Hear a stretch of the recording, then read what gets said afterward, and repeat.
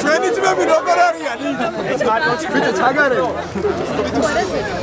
მოკლედ მე მივიღე ადმინისტრაციული სამართალდაღობის შესაბამისად 20 ლარიანის გარემო განსაკუთრებული დარბაზიდან. რაც შეეხება არც ერთი შემოდგომობა, რომელიც ჩვენ დავაყენეთ, ეს იყო მოწმეები და გარე ვიდეო კამერა, რომელიც იყო დამონტაჟებული ერთ-ერთ კორპუსზე და სადაც შეგვეძლო გვენახა, რომ არც ვიგინებოდი, არც წინააღმდეგობას უწევდი პოლიციას, სასამართლო არ გაითვალისწინა სამწუხაროდ. პოლიციის მხარემ მოითხოვა დაჯარიმება, არ მოუთხოვია ჩემი დაპატიმრება და დააკმაყოფილეს მათი მოთხოვნა სრულად. რაც შეეხება არანაირ ზეწოლას, ფიზიკურ შეურაცხყოფას, სიტყვის შეურაცხყოფას ადგილი არ ქონია დაკავების მომენტიდან ამ წუთამდე. და სამწუხაროდ ის არის, რომ ეს პატრულებიც ზეწოლის ქვეშ იყვნენ, რის გამოც თვითონ ციცოდნენ, რომ უსაფრთხოებას მაკავებდნენ, მაგრამ მათ ვერაფერს ვერ მოთხოვ.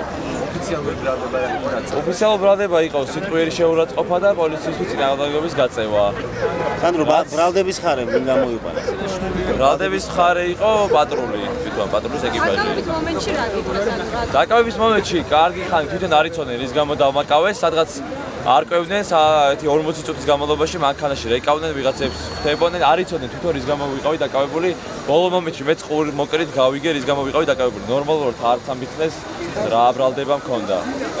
სანდრო, უკავშირებ თუ არა სტუდენტურ გამოსვლებს ამ დაკავებას? რა თქმა უნდა, მე გავაგზავნებ ჩვეულებრივად ჩემ იმ მოღვაწეობას, რომელსაც აქამდე ვაკეთებდი. ეს იყო გარკვეული დაშინების განმავლობაში. შეიძლება, არ ვიცი, შეიძლება.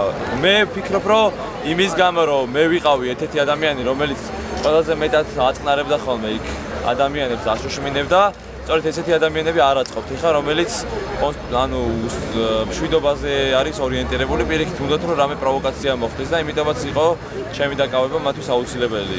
იმიტომ რომ პატრულები თვითონ ფილამორიძეს მადლობას მიხდენენ, რომ იქიდან ხალხი მივყავდა და ასე შემდეგ. ყველაზე ნაკლებად ჩემი მიმართ შეიძლება ქონოდეთ ეგ ბრალდება, თუმცა არა უშედეგო. დოპას არა.